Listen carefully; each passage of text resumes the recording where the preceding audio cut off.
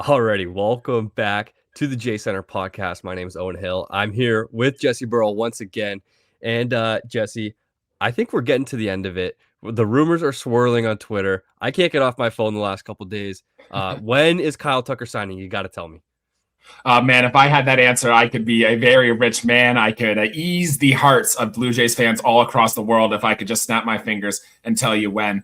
The real answer, I don't know. But the fun answer, Owen, and the Owen I want to give with my heart, it does feel like it's happening sooner rather than later. We had that dull period throughout the offseason where there wasn't much. Now we're seeing things happen. Alex Bregman signed. Nolan Arenado got traded. We're starting to see some small things, and I wouldn't be surprised if Kyle Tucker is the next big one to fall. Yeah, it's not only that, and there's traction in the market and things are moving and guys are getting their deals, but there's leaks on Tucker, and the Tucker market seems to be coming to a head a little bit. I think Tucker's camp is letting a lot of information out about their Mets offers. I don't want to spoil the whole conversation here. We got a lot for you today other than the Kyle Tucker conversation and the free agent conversation. I know we've been talking in circles about that basically since the offseason started. Right. We really want to dig in, recap the offseason for you guys as well, and talk pretty deeply about where the roster is heading into spring training. I think it was reported today, pitchers and catchers for the Jays, February 11th. It's February 11th.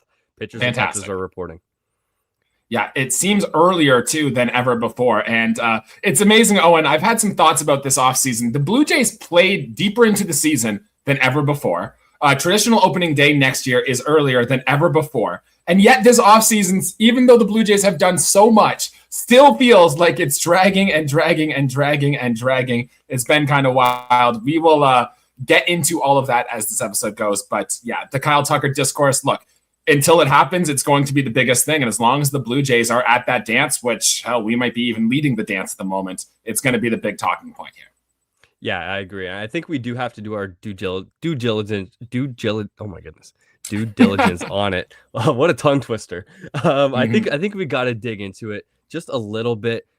The reporting yesterday, so we're recording this on Wednesday. You're probably hearing it Thursday. The reporting on Tuesday was that the Mets are offering around $50 million or AAV, which is pretty absurd. That's Juan Soto money. That's more than Vladimir Guerrero Jr. money. That's more than Shohei Ohtani money once you factor in the deferrals.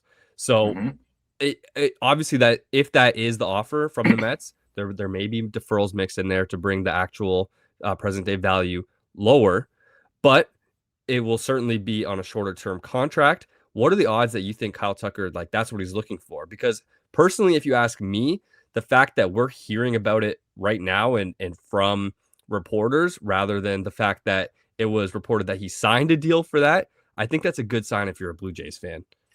Yeah, I'm looking at all this and the high AAV and the $50 million a year thing. Kyle Tucker's 28 years old still? He's still quite young for a free agent. I think if he was all about maximizing his potential earnings, he would have signed that deal already. I feel like, Owen, there were rumors early this offseason about the Dodgers doing the same thing with Kyle Tucker. Give him only 3 or 4 years, but really max out that AAV. I feel like if that was really what Kyle Tucker was all about, that would have happened already. He would have already signed that deal because it sounds like it's been out there for him. To me, Owen, this just seems like an absolute tactic that the Blue Jays aren't giving Kyle Tucker maybe the amount of money he wants. And maybe these reports are coming out to try to pony up the Blue Jays to spend an extra $15, $20 million. It worked in the Vladimir Guerrero negotiations way back when, that there was some added pressure and the Blue Jays threw in more money. I think this is all this is, Owen. I said last episode, I'm still very confident that Kyle Tucker and the Blue Jays have a reunion here, and I still am. And honestly, these Mets reports don't scare me nearly as much as I think it might scare some other people. Yeah, and so the Mets part of it actually kind of gives me more optimism than you think. Right. Because if you think about it, how much smoke and how much noise did we hear about, forget even the Shohei Ohtani sweepstakes when he was a Blue Jay for an hour there. Think about the Juan Soto sweepstakes and how loud it got around the Blue Jays right before he signed with the Mets, right? The Mets were fairly quiet in that conversation if you think back to all the reporting around it, and the Blue Jays were the big name that are they were the big dark horse. They were the exciting team that everyone was oh, maybe the Jays are going to get this done and sneak in and sign Juan Soto. And once the dust settled, like BNS, Ben Nicholson Smith reported like the Jays really weren't close to signing Juan Soto. They were in on him, but they never quite got to where they needed to dollar wise. And that's not at all what it seemed like. So the louder it is around a team like the Mets, the more I like that for the Jays' chances, and not that it's a done deal and that Kyle Tucker has picked his team, because if he had picked his team, he would have signed by now. Right. And in that same breath, you had to think like there are 3 teams in on Kyle Tucker. And we haven't even really mentioned the other one yet, and that's the Los Angeles Dodgers. And it's been silent around them as it has been around the Blue Jays. So really, it's not, well, I guess it is anyone's game. Like if the Mets are actually offering him $50 million a year, like I'd be hard pressed not to take that if I was Kyle Tucker, right? Yeah, ultimately it's going to come down to what does Kyle Tucker want. Let's be honest here. This is really his only real shot at a big true payday, right? He might sign a 2 or 3 year deal and reach free agency again, kind of like Alex Bregman and Pete Alonso have. Sure, that is possible, but it really does feel like this is his chance to get big money and term for a long, long time. And ultimately it's going to come down to what does Kyle Tucker want? Does he want the years? Does he want the safety? Because if that's the case, seems like the Toronto Blue Jays can offer all of that. If he wants if it's all about just winning in the World Series, the Blue Jays and Dodgers seem to be the route to go there. Mets maybe, but they're the Mets, so I'll believe it when I see it. Or if he just wants that the high short-term maximum money in his pocket right now, then the Mets are the way to go. And it really does, you got to think, what does Kyle Tucker really want? And it seems like, reading between the lines here and looking on the outside looking in, it seems like he wants those years, that dollar amount. And I think he's just waiting until the number is reached either in years from the Mets or dollars from the Blue Jays. And I think that's what the holdup is here. Yeah. So this is the thing I struggle with Tucker is it doesn't seem like he wants to bet on himself. And that's different from a lot of athletes. Yeah. You see the way, like, if Alex Bregman or Pete Alonso got that $50 million a year contract, and they're just the recent examples, like a Matt Chapman did this as well, I believe. And these guys get these like 1+1+1 with stupidly high AAVs, and they jump all over it because they know they hit the market the next year. If Kyle Tucker actually had that on the table, why is he not signing that right now and saying to himself, like, yeah, I'll bet on myself. I'll have an even better season this season than I did in 2025. And I'm going to actually earn that $350 million contract or that $400 million contract that we were talking about like last summer, right? Yeah. So does that concern you a little bit? Like, there's been like rumors and some stuff talking about his character and he doesn't burn to play in. I don't really buy that. It's baseball. It's not hockey. Like, it's not a try harder sport, but does that like put you off a little bit? It is weird, and it does raise a little bit of red flags, and especially when the teams like the Dodgers and Mets are willing to offer him like a 3 or 4 year, but don't want to sign up for the long-term Kyle Tucker business. These are smart teams here, and maybe there is something in the flag or in the profile that says, hey, maybe Kyle Tucker might not age well. Maybe they're looking at his history of injuries, right?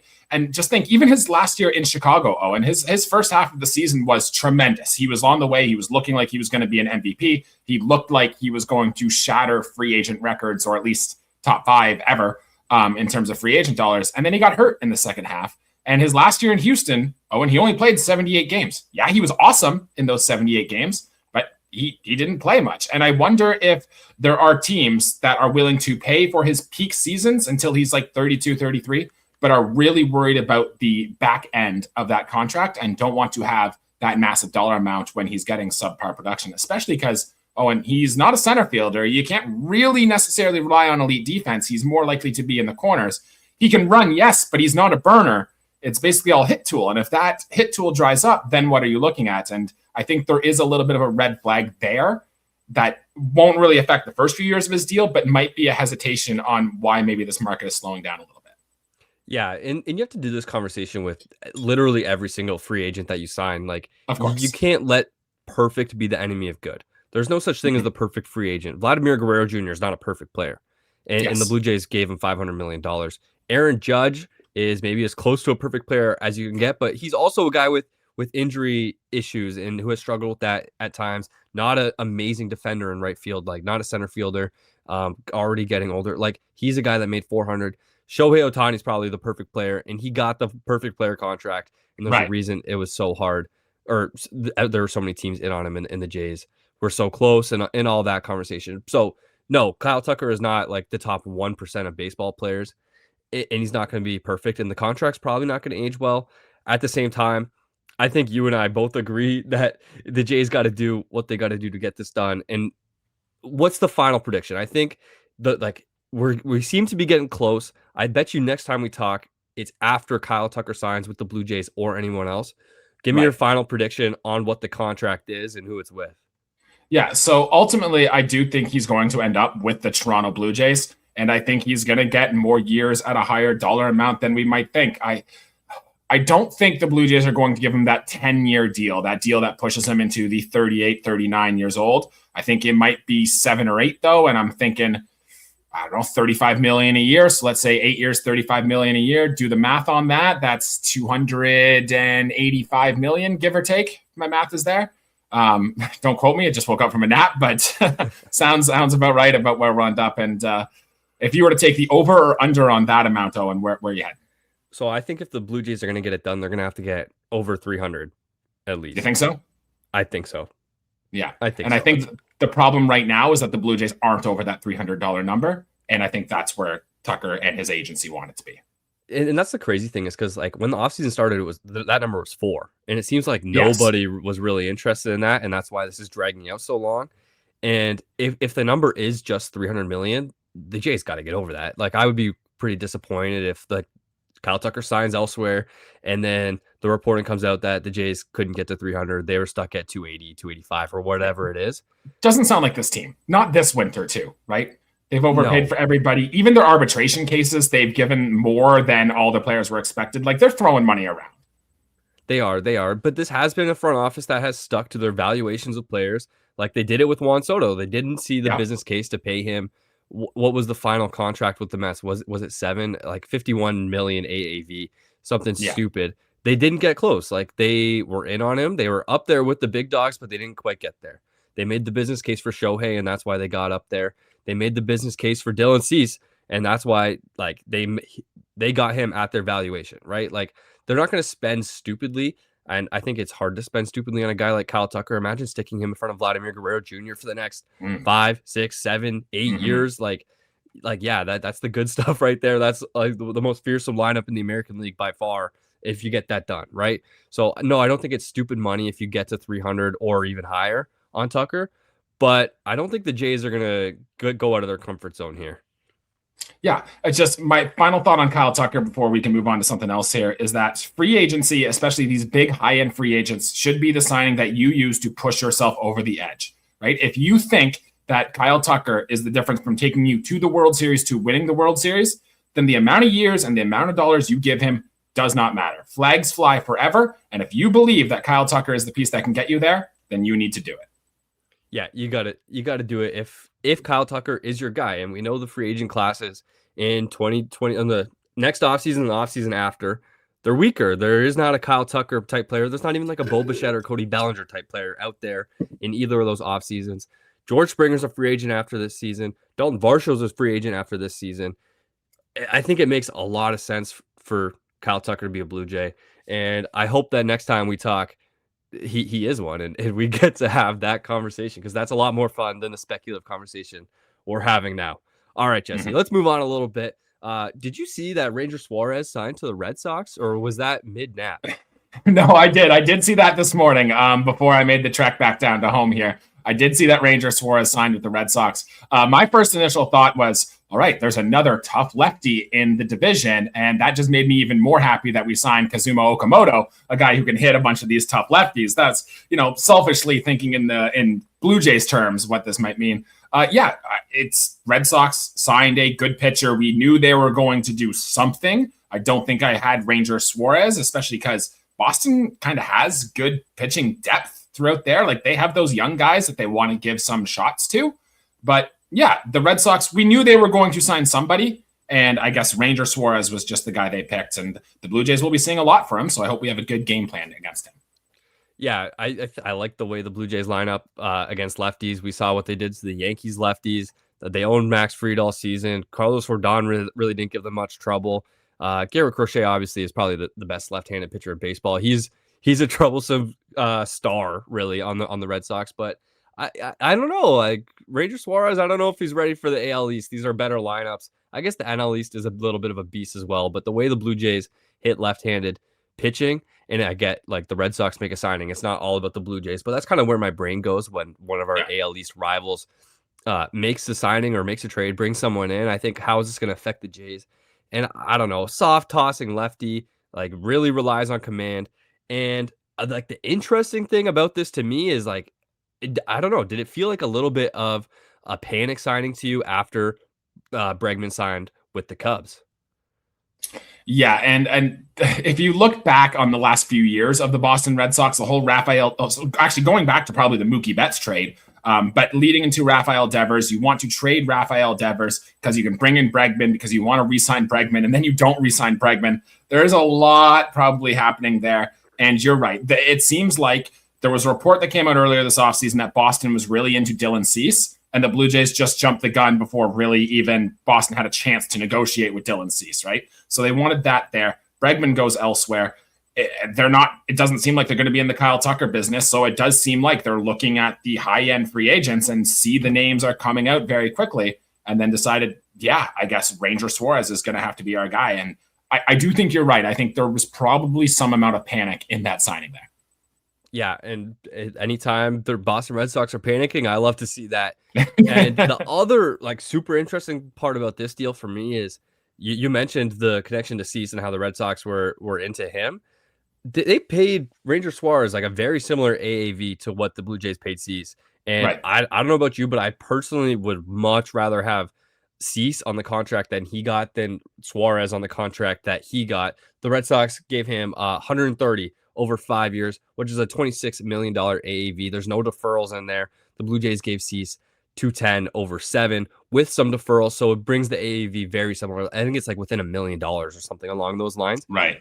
So obviously Cease a couple extra years, but the ceiling on Dylan Cease I think is just so much higher than it is on Suarez. Yes. Cease's stuff is so much better, and yeah, maybe Suarez has.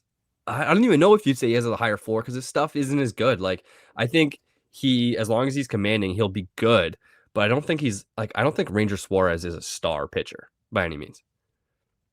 Yeah. He had a very good year last year, and it's a hell of a time to have your best season is right before you approach free agency. The strength for Ranger Suárez is he's an innings eater. He threw 7+ innings. I have his game logs up here. A lot is the answer last season, including a 7-inning, no-run, 5-hit start against the Blue Jays last year, might I add.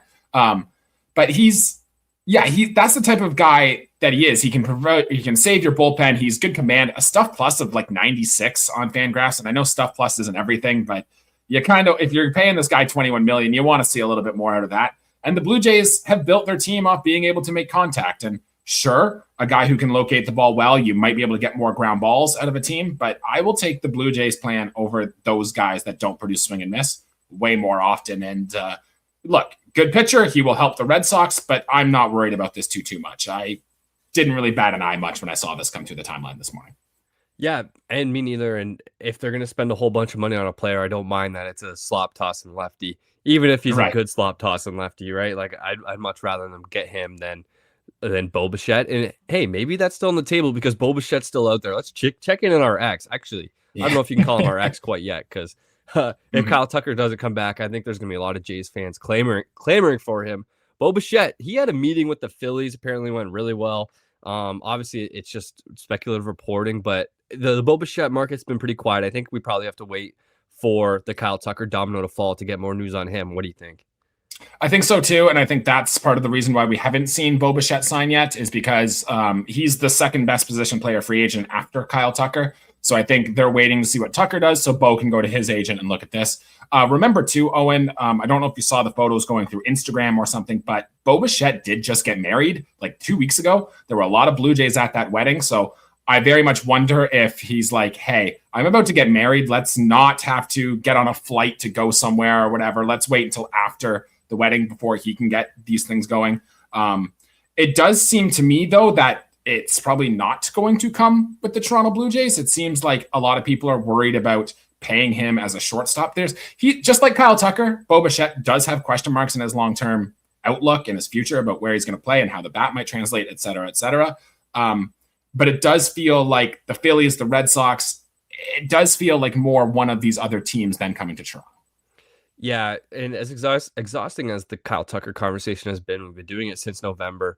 The Bo Bichette conversation has been even more exhausting because we've basically been doing it since he came up. And the conversation right when he came up with Vlad was, oh, they're going to have to pick one. Which one are they going to pick? What does it look like extending him? And like we've been doing this conversation for like literally 6 years at this point. And even it's ramped up. Remember in San Francisco, he was saying, oh, like, yeah, this would be a nice place to play. And that was like 2024. Like, it's been such a long saga with Bo in the Blue Jays. And hey, maybe it ends up he comes back on one of those, like we were just talking about with Tucker, one of those like 1+1+1 on a silly high AAV, retest the market next year. Maybe that's what happens with Bo when he comes back, right? Like, I'm not ready to like close the book on it, like sign off that thank you, Bo Bichette. Like, we're not doing that yet. But I have a feeling like Bo Bichette is going to, I think he's going to test the market very thoroughly. I don't think like there's any hometown discounts coming for the Jays. And I think the Jays have kind of made their choice. They've stuck their flag in the sand and said, yeah, we want Tucker over Bichette. And I think the Blue Jays made that choice a long time ago.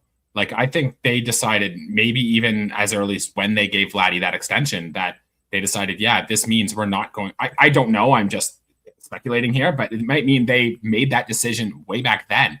I remember that 2024 season with all the Bo Bichette topics and slander, if you will. That was weird. Bo doesn't speak much. So when he did speak, we all kind of sit up and we notice and we pay attention to it, right?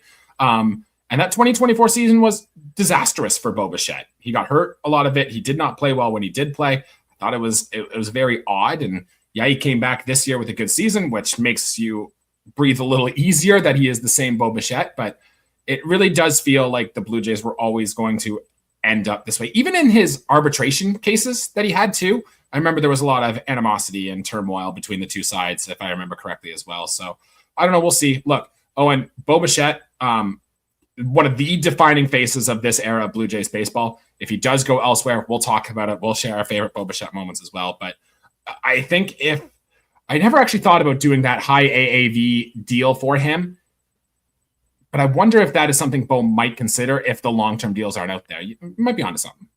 He had a good year in 25 though. Like, I know he was hurt to finish it off, and like coming off that moment in the World Series, like, is his value going to be higher? Is he going to have a better season than he just did? Like, usually the guys that think they're going to have, or like they're coming off a down season, they think they're going to have a better year than they just had. Those are the guys that take those 1+1s, right? And they retest the market. Bo Bichette's not that. He's already someone that people are concerned about how he ages, especially defensively as a shortstop and even just an infielder in general. Like, I think if I'm Bo Bichette, I'm similar to Kyle Tucker. I want to get paid now.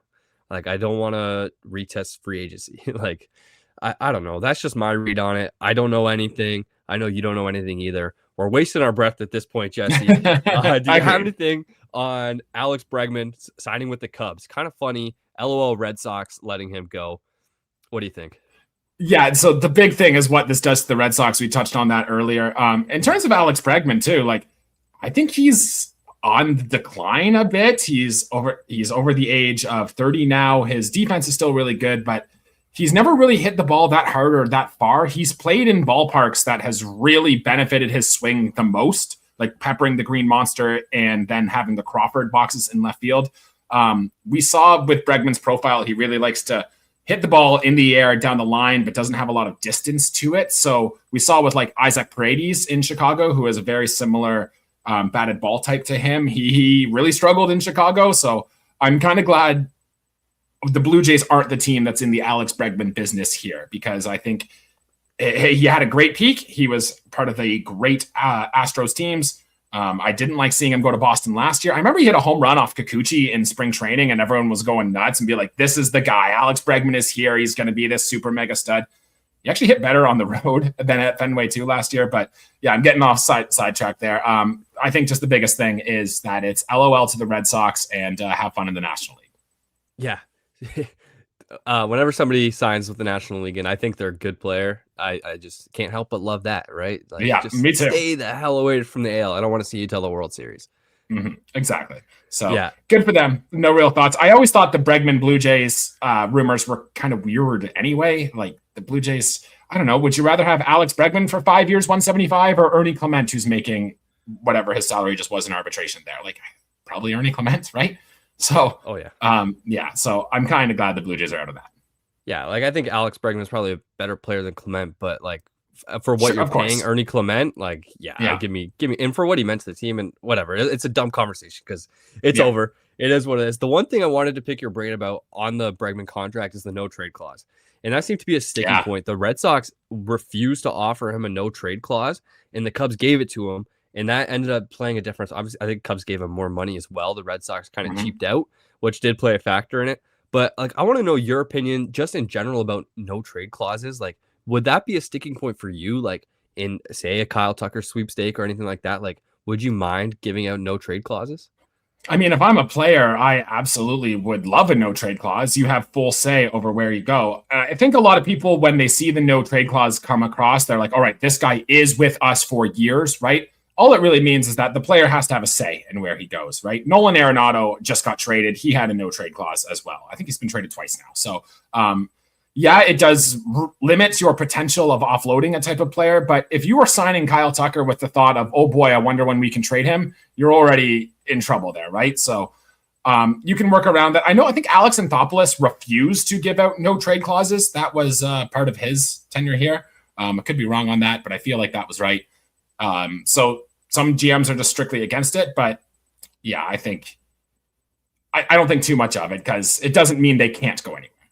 Yeah, it was kind of a weird one for me as well because like he meant way too much to that team. Like he was the leader. Like if you saw the reaction of their fan base, like I listened to Section 10. That's the Jared Carabas podcast, yes. The Red Sox podcast, and I just wanted to know I wanted to get my finger on the pulse of how they were feeling. And dude, they're so mad.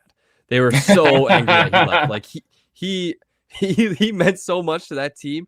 And they were losing it, and they're still pissed. Like they signed Suarez today, and they're still like not happy. They're not happy about the whole like Devers thing as well, which plays into it. And because they let Devers go for Bregman, and then Bregman was the leader that they never thought they'd have, and it was perfect. It was a perfect marriage. He was coming back at the start of the offseason, and then he left because they wouldn't give him a no trade clause. And obviously they're sticking to that point. But I don't know. I felt like it was such a like minute thing, like to get stuck up on. Anyways, that's my Bregman thoughts, my no trade clause thoughts. Jesse, I know you got a lot of stuff for me on the World Baseball Classic and our Blue Jays participating in it. So let me hear it. Thoughts on Ernie Clement playing for Team USA? Do we hate him now? No, we don't hate him. A lot of the Blue Jays are American. We will root for them in every game they play, I'm sure, except for the games they play against Canada, which I guess won't happen until the playoff run there. But I was floored to see Ernie Clement make this team. We were saying just last year, nice season for Ernie Clement, had all those hits in the World Series. I guess he makes sense for Team USA. He can play a ton of different positions. The defense is fantastic. Yeah, he can come in as a pinch hitter, sure. I did not think in 100 years that Ernie Clement would have been one of these players named on Team USA. So congratulations to him, first of all. Absolutely fantastic. Yeah, he got DFA'd by a 100-loss Oakland A's team like 2 years ago. Like, and now he's going to be playing for Team USA on the biggest stage in baseball. I don't know if the World Baseball Classic is the biggest stage of baseball, but it's definitely the most global. So so super good for him, man. Happy for Ernie. Like anything Ernie Clement does, like comes across my feed instant. Like I just I eat up everything that guy does, man. He's the coolest dude in the world from all accounts, and it's gonna be really cool to see him and our other Blue Jays playing on the World Baseball Classic, right? Like we're gonna have Vlad playing for the Dominican Republic. That team's always stacked. Alejandro Kirk's gonna be playing for Mexico. Do we know if Andres Jimenez and Anthony Santander are gonna be playing for Venezuela? Like that's up in the air still, I believe. Like what do you know? Yeah, so I've got a piece coming out at some point over the next few days about the Blue Jays that are playing in the World Baseball Classic, and it's not out yet because there were a whole lot of maybes, but we will get into that a little bit more here. With the names you mentioned, Adam Macko, who is in the Blue Jays farm system, will be playing for Team Canada as well, so that one's already in confirmed, and that will be in there. It does seem like Andres Jimenez and Anthony Santander will be part of the Team Venezuela roster, but there's a lot of political stuff going on with Venezuela right now, which has hampered a lot of these things. A lot of the big name pitchers have kind of opted out already from Venezuela. So we will see how that affects some things. I was I was sending messages with somebody who knows a lot about the Cuban baseball team. It does seem like Yariel Rodriguez will be a part of the Cuban baseball team as well. I had a list here. Let me pull it up. Well, the only confirmed Rodriguez needs to play baseball at some point in 2026, right? Because he's not on the 40-man roster anymore. So, right, and he played for Cuba in the last World Baseball Classic as well, so he will be coming out to do that. Kazuma Okamoto, we don't have a confirmation of him yet, but he did say he wanted to play for Team Japan. Owen, do you remember in the 2023 World Baseball Classic when Randy Arozarena made that big home run robbery that they thought was gone, and he kind of, I don't know if you remember, but he kept it to himself, and no one knew if the ball was caught or if it had gone out, and he caught it? Of course, it was Kazuma Okamoto who hit that ball off of him. Yes, so that was really fun for the World Baseball Classic. I remember Kazuma Okamoto hitting, I think it was the World Baseball Classic deciding home run. Am I correct on that? Or at least gave some separation against Team USA. It was off like Kyle Freeland or something like that. Rockies legend, Kyle Freeland. Yeah, like crazy that Kyle Freeland was pitching the winner take all World Baseball Classic game. But kind of funny that Kazuma Okamoto took him deep. And yeah, man, the World Baseball Classic's a ton of fun. Canada every year, like I just beg them to play good. Like we saw Freddie Freeman's not going to be coming back to Team Canada this year, and like how can you blame him based on like how much he's given like this country's baseball team and this country's baseball program for a guy that didn't even grow up here. Like it's hard for me to be bitter about that. You're gonna have Josh Naylor playing first base anyways. We're gonna get to see Owen Casey in the outfield, who got traded for Edward Cabrera. He's gonna be a Marlin this season, which is going to be exciting.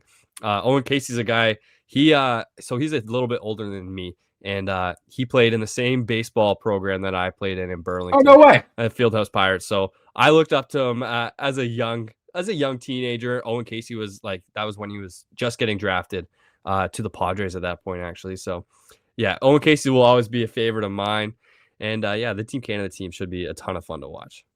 Yeah, and I was at the game where the Cubs were in Toronto this year when he was buying for his first Major League hit, and Davis Schneider robbed him with a great catch in left field. So I remember that. Shout out to Owen Casey. Glad we can root for him this time for us on Team Canada. I do have a few other names, Owen, I just want to sprinkle in here that are in the Blue Jays system that are going to, or at least should be playing in the World Baseball Classic. Jose Barrios has stated several times that he still wants to pitch for Team Puerto Rico. He's going to pitch at some point too.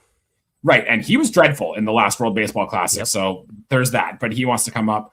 Jimmy Garcia, health permitting, has pitched for the Dominican Republic in the last few. We'll see if he suits up for them there as well. Cody Ponce, who just came over from the KBO, is eligible to pitch for Team Mexico and did say in the Foul Territory podcast back in November that he wants to pitch for Team Mexico, which you'll note their catcher is Alejandro Kirk. So if we can get Cody Ponce thrown to Alejandro Kirk for Team Mexico, I think that could be a fun watch. And the other Blue Jays catcher that's on the 40-man roster, Brandon Valenzuela, who we got in the Will Wagner trade from the Padres, is also likely to, I'd say likely, we don't know, but is eligible to play for Team Mexico too.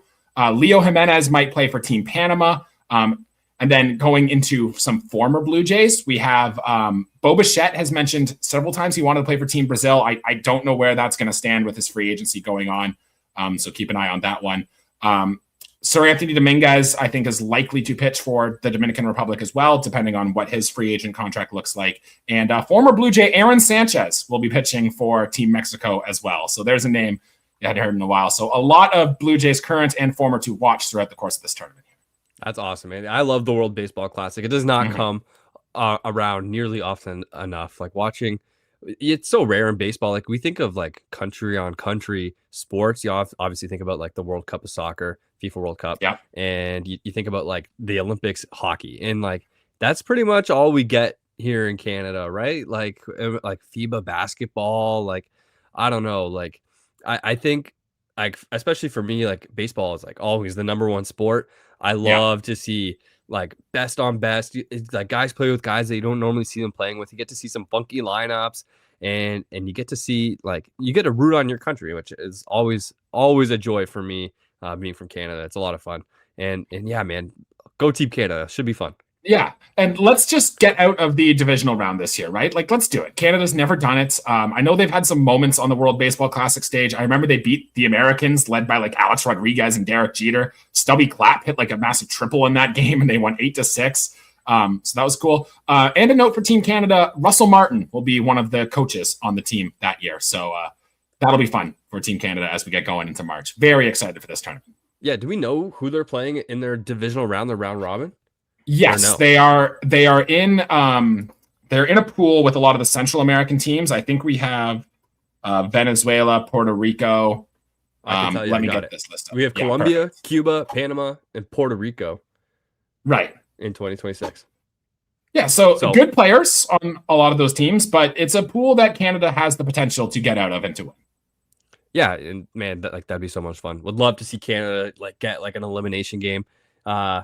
Would be a ton of fun. And we got to get the World Baseball Classic back to Canada. Like that video of, I think it's Joey Votto hitting a home run against Team USA. Mm-hmm. So at Rogers Center, so sick. Mm-hmm. We got to get that back someday soon.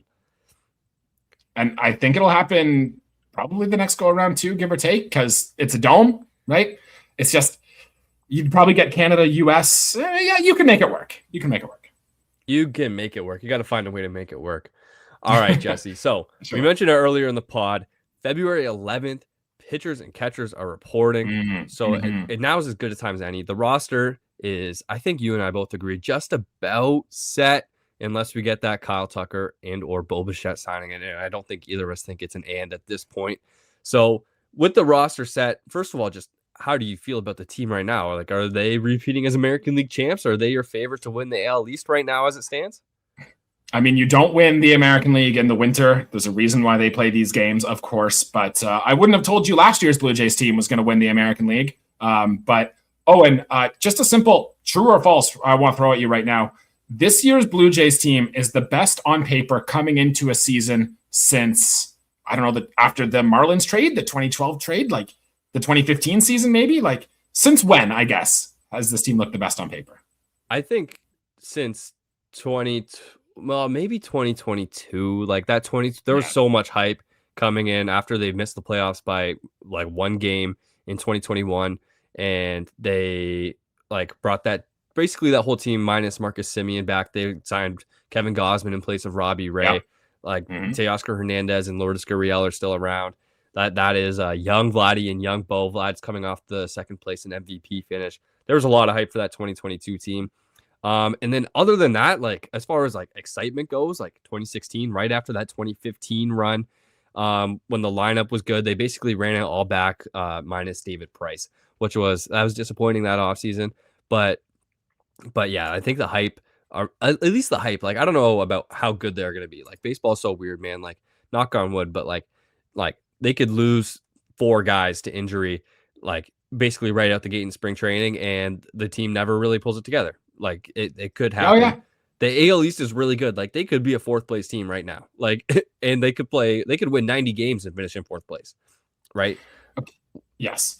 We will see, I guess, coming up in the next few months here, a lot of projection systems rolling out. There's more coming out. We'll talk about zips a little later in this episode, I'm sure. But there's a whole bunch coming. And in those, you will likely see the Blue Jays up at the very high end of a lot of those. And then what happens then to those teams that are projected very high that don't and ultimately get there? Usually it's one of 2 things. It's injuries, which you can't predict injuries. Someone's going to get hurt, right? Or it's dreadful bullpen usage. Or bad year. We saw in 2024, the Blue Jays bullpen was terrible. And yeah, they were never going to be a playoff team that year, but they should have won more than 74 games that season.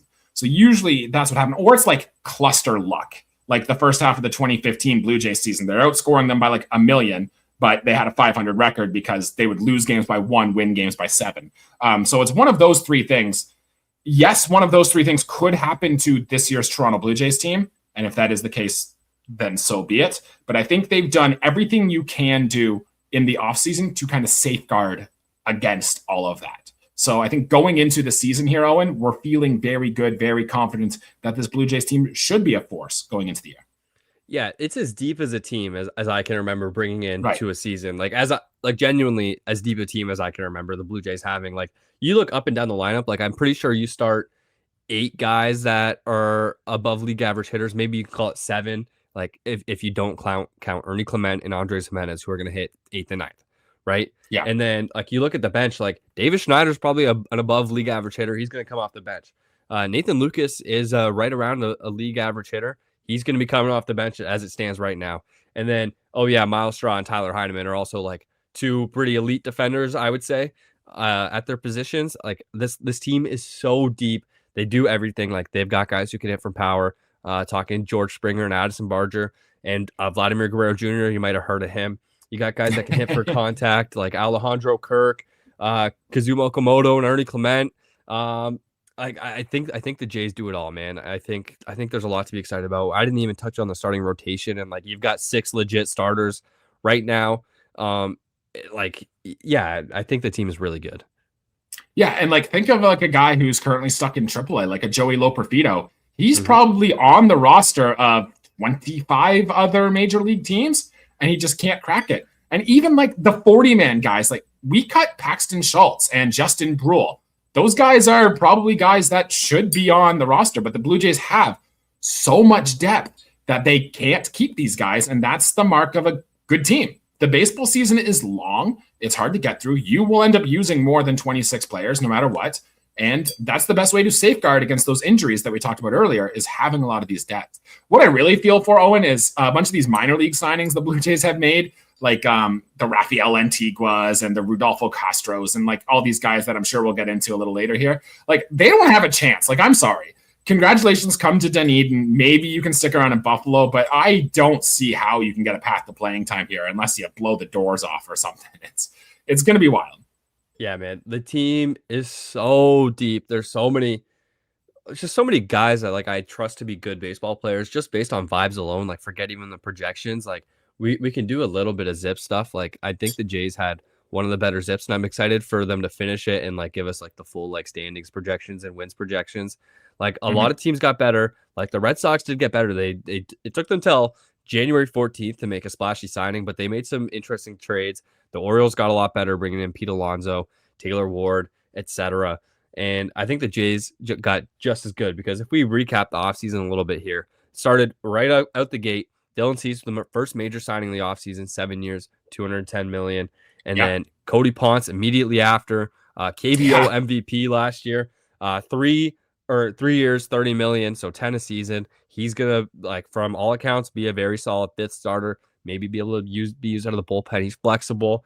And then Tyler Rogers, they addressed the bullpen that gave up so many home runs. They got a guy that's not going to give up any home runs. Like, what else do you want? Like, it's exactly what you sign up for with him.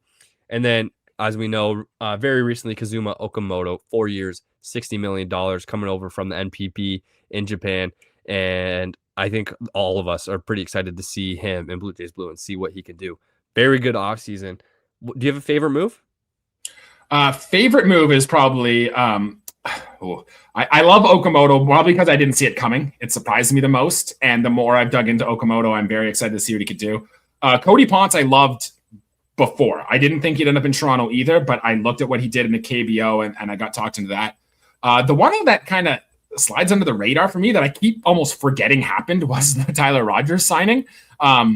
It's like when I recap the Blue Jays offseason, that seems to be the one that I always have to go, oh, yeah, that happened. Oh, yeah, there's that. And probably is going to be the most useful here. But I don't have a problem with any of them, to be honest. Like, if you look at what the Blue Jays needed coming into the season, it was we needed a bullpen arm. Well, check. We probably needed another starter. Well, we got 2, just for good measure, right? We needed probably one more bat that we could squeeze in the lineup that could be an impact. Well, yeah, check. It's like we just kind of need maybe that star player to push us over the edge. And by all accounts, it seems like the Blue Jays are heading that direction. I don't want to say it's been a perfect offseason, but they had a plan and they've executed on that plan. It's been quite good to me. Yeah, right now, like I'd call it an A minus offseason. Like, yeah, it's not perfect, but you sign Kyle Tucker in the next few days here, next week. You get an A+. It's hard to argue any other way against that. They've done so much. My favorite signing is probably by far Dylan Cease. Like, you spend $210 million on a starting pitcher with that kind of upside, like potential. Dylan Cease could be like the face of the Blue Jays starting rotation for like the next 5 years, and then be good in 6 and 7 of that contract, right? Like, super excited to see what Dylan Cease can do as a member of the Blue Jays. Super excited about the team. If you had to pick, what's the biggest hole on the roster right now? You got all the money in the world. You got a trade to make. Like, what do you want to address? I always think you always need more pitching. I know it's a very famous baseball quote. You can never have enough pitching. I do think they need more. Look, I will say, in terms of the starting rotation, yeah, there's a lot of good names in there, but there are still some question marks. Like, you can see a path where Dylan Cease just is always a 4.5 ERA guy. Kevin Gausman starts to decline. Cody Ponce, look, he was not good when he came into the big leagues his first go around. Yes, he's different, but there's an adjustment period there. Trey Savage threw a ton of innings. Right? Like, you can see a path where the starting rotation does fall a little bit. So I do think having more guys that you could get that could step up into a role if needed, like your Eric Lauer, who you could throw in the bullpen or throw in Buffalo, but could provide more quality big league innings. I think the Blue Jays should look for maybe another two-arm like that. But if that's the biggest hole on our roster, Owen, like, we're doing pretty good already. Yeah. So if you ask me the question, like, there's a couple places I could go to. The first one I would say, and like the biggest one other than the star hitter, is because, well, I guess I'll do the lineup first. Okay. That's the smart way to go about it. If you look at roster resource right now, Addison Barger is hitting second. I don't know if I love that. Like, I can see a world where Addison Barger is a below league average hitter next year. I don't know about you. Possible. I don't think so, but it is possible. Yeah. No, I've been an Addison Barger guy since the start. I think he's so tooled up. I think probably, like, last season was probably the worst season he has for the next few. Like, I think Barger's I think it kind of clicked for him a little bit, especially in the playoffs. And not that he's not going to go through the slumps and go through the ups and downs a little bit. He's still young, but it's not a guarantee that he is a top of the lineup guy, especially as a lefty. Like, I don't know if I trust him to face lefties again next year. You know what I mean? So there is that hole. Like, I think the lineup is not perfect, although it is versatile, and there are other people who could hit second. Like, maybe Dalton Varsho is that guy in a walk year. I don't know. Maybe you like Nathan Lucas, the way he looked there. These are all lefties hitting in front of Vlad. I kind of like that look. So, yeah, the lineup's good. Okay. The other place I would look is the bullpen. Jeff Hoffman's coming in as a closer. It's something we thought the Blue Jays were going to address, because one of Ross Atkins' first comments when the offseason started was that Jeff Hoffman's not married to being the closer. So everyone kind of read that and was like, oh, like, they're going to go get an arm. They're going to go get a guy for the back end of the bullpen. And then we kind of saw everyone come off the board. Devin Williams came off the board to the Mets. Edwin Diaz went back to the Dodgers. Ryan Helsley went to the Orioles. Another good pickup for the Orioles, by the way, man. But we kind of looked at that and we were like, oh, like, maybe the Jays aren't going to address the back of the bullpen. They brought in Tyler Rogers, but he's definitely not going to be closing games for the Blue Jays. I can tell you that. So that's one thing I would be a little bit concerned about. You need a bounce back season from Hoffman. Yes, and that is the question mark too. Hoffman, his season was so weird because he was absolute nails at stretches, and then he had times where he would just fall apart completely, right? So one of the ways the Blue Jays team could fall could be the use of the bullpen here. You look around Major League Baseball, and I had this thought earlier this morning, is that there's just a lot more question marks just with closers and teams just around baseball in general, right? There's maybe not as many teams that have a pure, good, set closer as they used to, and maybe the Blue Jays are falling into that here too. My question is, Owen, if Jeff Hoffman, say, gets hurt or isn't effective, and you need another guy to be that closer, who is it? Because neither of us think it's going to be Rogers. So who's that guy? So I hate the question because I don't have the immediate. It's this guy. That's my answer. Easy, no question. I, like, in years past, like coming into last year, you asked me January 14th, 2025, Jimmy Garcia, no question. But it's back-to-back seasons now where he's been hurt. He wasn't quite as good even when he was healthy in 2025. So, like, coming in, I'm not comfortable saying, like, with Jimmy Garcia closing games. Absolutely. Can he earn that? Yeah. Like, if he comes out of spring training and he's throwing 199 again, like, yeah, Jimmy Garcia is probably the guy. He's a guy I trust a lot. Okay. Other than that, Louis Varland. But Louis Varland is a guy that I like a lot in the fireman role. Like, I like him in like the 6th and 7th inning against the heart of a team's order. Maybe guys on base coming in mid-inning. Like, I like him in that role. Like, I don't see him. Yeah. The 100-mile-per-hour fastball is nice, but it's also he gives up way too many home runs. Those are not what you want with your closer, right? I wonder then, if then they might look at maybe bringing back like a Sir Anthony Dominguez or something like that, right? Because I think the Blue Jays need another guy that they could throw in their back end that they're not necessarily married to being a closer. I agree. I love that. I liked what I saw from Sir Anthony Dominguez as a Blue Jay. Just like the amount of swing and miss he gets is what you want, what I want when I build a bullpen. And Tyler Rogers is really nice, but he's just not a guy I feel comfortable with closing games because we know the ninth inning comes around, teams choke up, man. Like the approach kind of changes for hitters in the ninth inning, whether they would admit it or not, it does. Hitters are trying to do something different when they're down and run in the ninth inning. They're trying to get on base. Earlier in games, they're probably trying to do damage and hit homers. In the ninth inning, like guys are trying to put the ball in play and get on base. It's something that's easier to do against Rogers than a guy like Hoffman or Sir Anthony Dominguez, who are going to force you to swing and miss. They've got multiple offerings, stuff like that. You know what I mean? So yeah, I love the idea of Sir Anthony Dominguez. My only question to you is like, who comes out of the bullpen? Because the team's stacked, man. Like you're gonna have to cut another guy. Yeah. Like I said earlier, I was surprised that Paxton Schultz was let go off the 40-man, who's now signed in Washington, but he had moments. He was really good. He made a spot start where I think he went 4 1/3, allowed 2 hits. Like good player, could probably be in this bullpen. Look, Tommy Nance might be on the outside looking in here. And he was phenomenal last season. Tommy Nance is a good pitcher.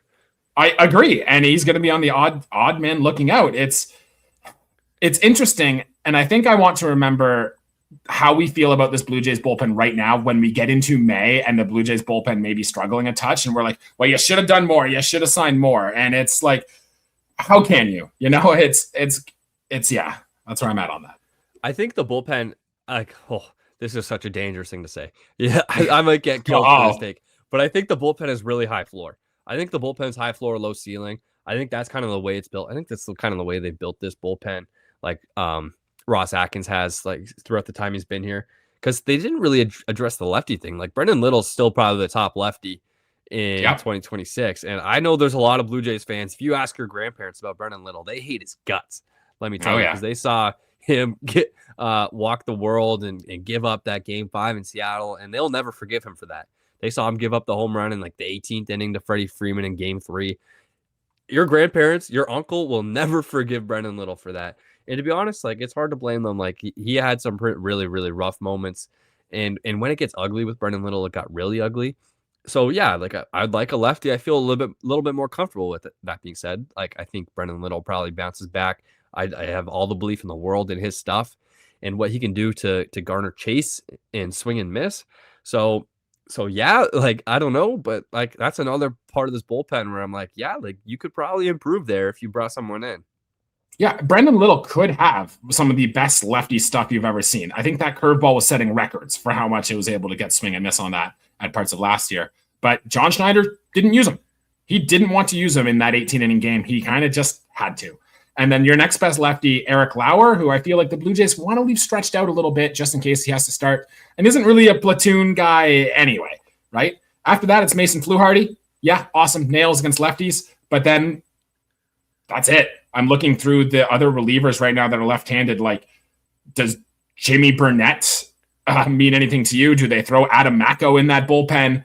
Tiedemann, I guess, is a name that you've brought up before. You said the name I wanted to say. Ricky T. Yeah. That's my guy.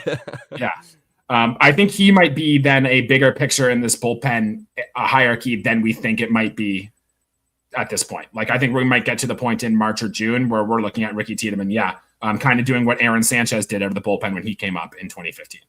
Well, so like forget about Ricky Tiedemann's development. If you got a chance to win the division again in 2026, when was the last time the Blue Jays won back-to-back divisions? Like 92 and 93, right? 92, 93, yeah. Yeah. So like if you got the chance to win back-to-back divisions and you need a lefty out of the bullpen, screw Ricky Tiedemann's development, man. Like let him. I'm actually getting like fired up if they like hold him in AAA. Like no, like force him to come out of the bullpen. Don't waste his bullets.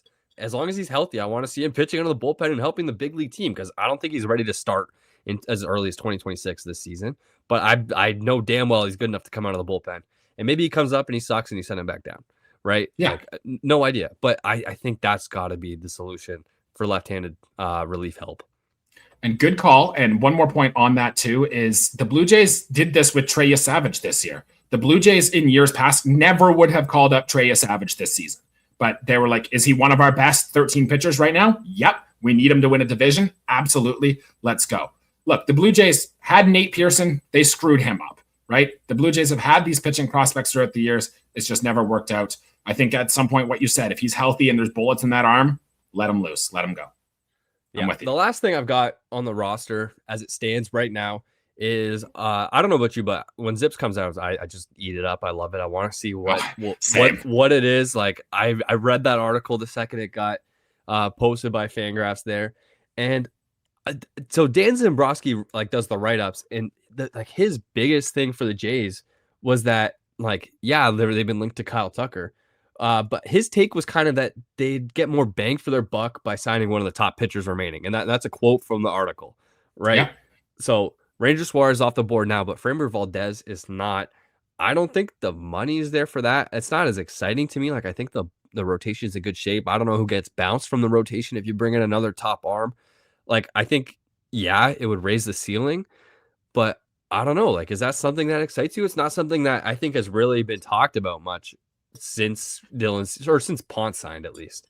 Yeah, and it makes a lot of sense when you really think about it. Like, who is the worst Blue Jays position player in the starting 9 right now?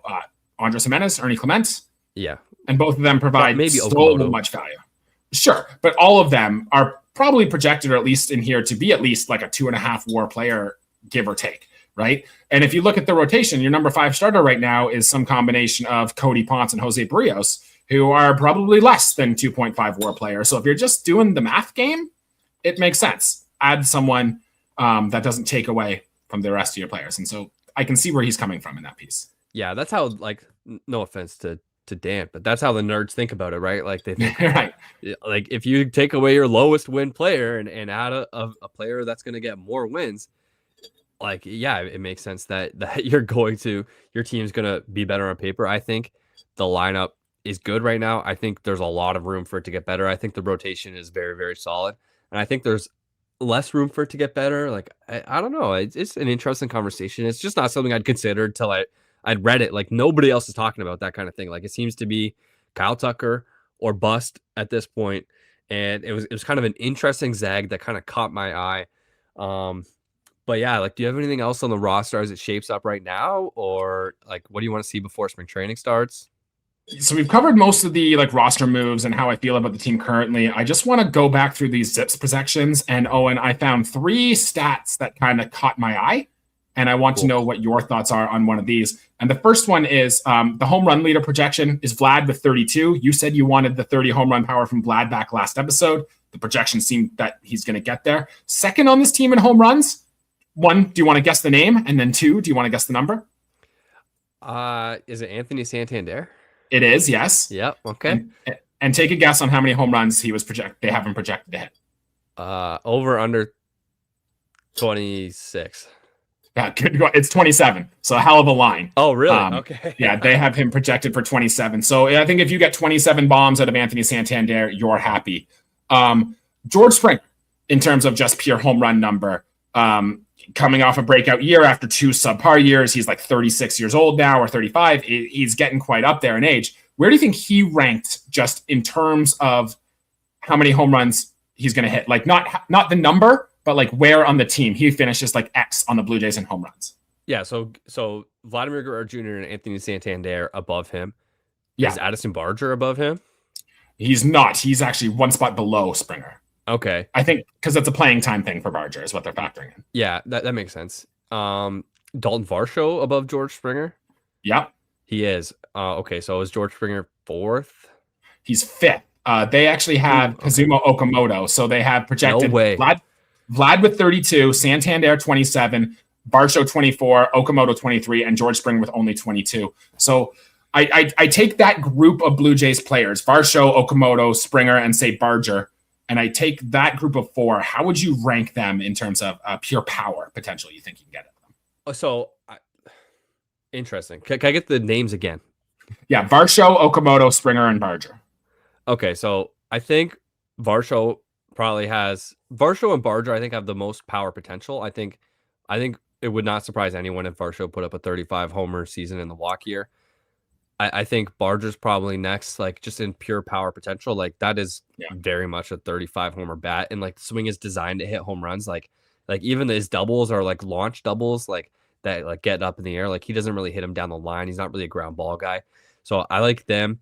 And then I would have said George Springer and then Okamoto. Like I give me the over on George Springer, 22 homers, and then give me the under on Okamoto. What'd you say, 23?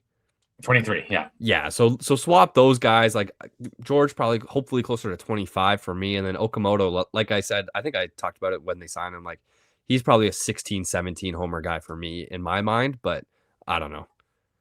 Yeah. Okay, good. I'm with you. Barger won. The Varsho thing is so fascinating because there was that streak where he was hitting home runs like every 13 at-bats or something. And I want to dive more into that to see how that was happening. Maybe I'll do that later this offseason. But that's interesting. But I'm with you. If anything, it just excites me about the power Okamoto has. But we talked about him a lot last offseason. And then one more thought on the Zips before we get out of here is innings pitch for our starting pitchers. They have Gosman and Dylan Cease projected quite high. They actually have Shane Bieber and Treya Savage and Jose Barrios all in that 100-ish pitching range. So it doesn't seem like the Blue Jays are really going to be getting a ton, or at least the projections aren't, they're going to get a ton of innings from these guys. So then your depth becomes pretty big. They hilariously have Louis Varland for 108 innings out of the bullpen next year, which is hilarious to me. Awesome. But I think they're assuming some starts in there. So do you have a quick thought on the innings pitch projections from these players? Yeah, first of all, please no starts from Louis Varland. God, no. Yes. Please, God, no. Give me Eric Lauer well before that. Yeah. I think hopefully, yeah, like maybe that mixes in like a Trey Savage send down to AAA. Like, is that out of the realm of possibilities that he comes up, like starts hot, struggles, and then gets sent down for a month and then is back? Yep. It's definitely not like that's definitely possible. Like something I could very much see happen. Shane Bieber, like we still don't really know if he's healthy. Hopefully he is. Like he was supposed to be ready by spring training. I think that was a Ross Atkins quote. So like, yeah, I trust that. But like, why did he take that option? We still never really like, we haven't heard from Bieber himself on that. So like interested to see there. I think I trust my Blue Jays pitchers. Like the front office knows that their guys are going to pitch, right? Like that's why they go out and get them. So I trust more than that. I think I think Zips is being a little safe on those projections as far as innings pitched. I think almost genuinely most of those guys can go over, except Louis Varland. Please stay under that. Yes, I'm with you. I agree 1,000%. The Blue Jays will get surprises from somebody. Somebody will come up here and make some starts and whatnot, but I agree. I'd take the over on a lot of those projections going forward. Yeah, man. You got anything else on this roster, or are we good to get out of here? Not really. Shout out Eloy Jimenez, who a lot of Blue Jays people think is he was in the Blue Jays last year. And off the top of your head, Owen, do you remember the WRC plus he put up in the minors last season? I literally just looked at it. Last season? I don't know. Yeah. Was it good? No, terrible. 84. No. So he had that one good year where he was competing against Rookie of the Year with Vladimir Guerrero Jr. And other than that, it hasn't been there. So love the name. I'm happy. I hope he gets to play in Buffalo so those Buffalo fans can watch Eloy Jimenez, but I think that's all we're getting from him. Yeah, he's so tools up, man. He hits the ball so hard. Like he's a launch guy too. Like he's got the perfect swing. He like literally just has like I think the worst approach in the world.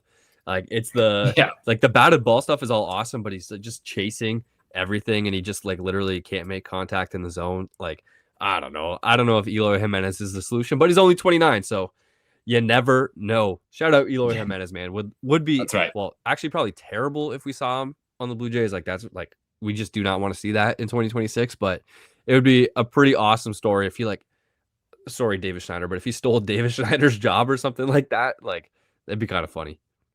Hey, it's depth, right? You need it. You never know, right? It's a guy, and it wouldn't surprise if he gets a big league at bat or two this year.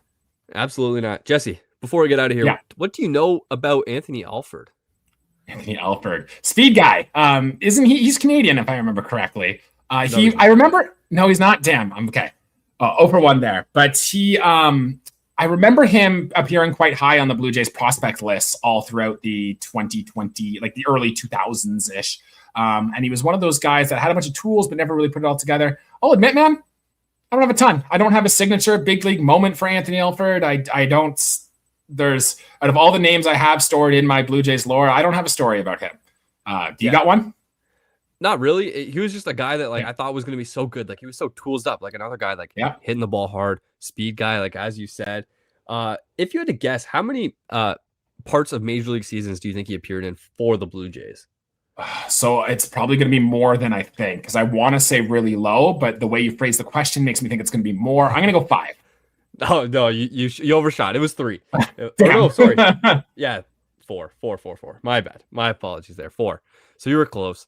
But yeah, Anthony Alford like was a guy that was like supposed to be so good. He was kind of like in that Nate Pearson realm of like, man, like the young Blue Jays, they're coming up. Like he came up, it was just after Vlad, and he was supposed to like build upon, or maybe it was just before Vlad. He was supposed to be a part of like the young core. Anyways, Anthony Alford was a name that I hadn't thought about in a while. I was looking through, saw his name. I was like, I got to know what Jesse knows. Looks like he's playing in Korea, or did until 2023, and it doesn't look like he's playing anymore. So shout out to Anthony Alford. Shout out to Anthony Alford. All right, Jesse. Thank you so much for joining me. Thank you to everybody that listened to this episode of the J Center podcast. We're so excited for spring training. We're going to get some new, fresh content. And hopefully next time we talk, it's later this week and it's live because Kyle Tucker has signed a contract with the Toronto Blue Jays. We made it through this episode without getting the news. Let me check the phone one more time. Yes. No, we good idea. Get it. So we'll talk to you soon. And hopefully just after a Kyle Tucker signing, we'll break it down for you as soon as it comes through. Go Jays. Jesse, we'll talk to you next time. You bet. Go Jays.